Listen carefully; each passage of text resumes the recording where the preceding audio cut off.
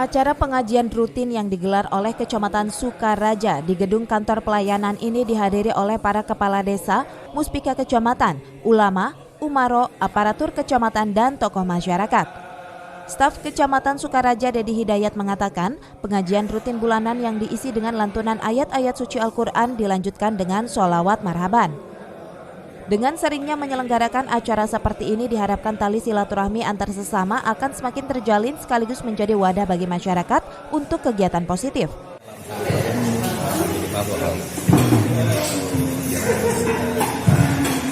Ada kegiatan rutin ini untuk meningkatkan kehidupan Islamnya, benar-benar kepala desa, ketua DPRD, juga beserta sekdes. Dari Sukaraja, Kabupaten Bogor, Suhanda Abrizi melaporkan.